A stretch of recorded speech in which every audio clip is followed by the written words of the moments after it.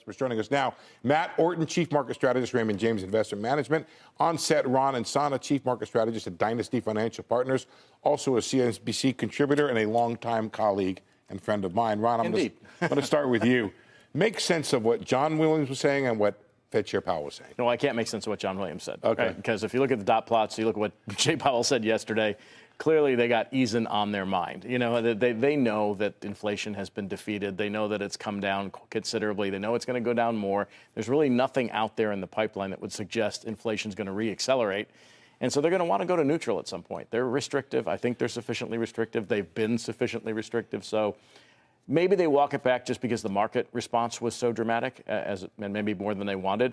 But that doesn't mean that they're not thinking about it. That's my takeaway, is an attempt to sort of claw back a little bit of the massive... I don't know why they bother, right? I mean, they rang the bell, right? I mean, they rang the bell. So rates are coming down, stocks are going up. You mean that in Pavlovian sense? So everybody's been salivating? And yeah, that's they actually rang the bell when they paused. Matt, do you want to chime in on this? Where's the center of the board here? What's the best outlook for what the Fed does in the near term? Yeah, you know, Steve, I agree with what's been said. I think Williams was just trying to walk back the market expectations a little bit.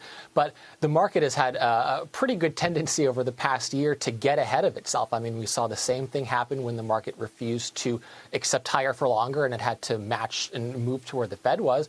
And now I think it might be getting ahead of itself with respect to the degree of rate cuts. Not so much that rate cuts are coming. You know, I've been saying for a while that we've reached the peak in this cycle, but I think we've gotten a little over our skis in thinking that March and even January is the time when the Fed's going to start cutting rates. And so what I remind our clients is that what a winning strategy has been over the past year, it's been waiting for the market to come to you, being opportunistic with downside when the market gets ahead of itself, when you have overreactions to new news. And so continue to wait for that to happen now. Don't chase the market higher and lean into higher quality investments, because if rates are going to come down dramatically, I'm not so sure what that says about the economic outlook. I've always been in a rolling recession camp, but I think selectivity is going to be much more important going forward. I mean, in that sense, Ron, John Williams could be saving you a few bucks today. Whether or not you agree with how he said it, the idea that the market was all in, and I mean that in the clearest sense of a Texas Hold'em game, with, you know, all my chips, I'm in on March. Yeah. That's probably the wrong play here. Who cares? Well, when I was born in 1961, the Dow was at 660. Right. It's at 37,000. So if you're playing for nickels and dimes around whether the Fed's going to do this in March, whether they're going to do it in May, you know, whether we're going to have a bull market run in 2024, which, by the way, is the fourth year of a presidential cycle. Right. If the Fed is easing, you've got tailwinds that will push the market higher.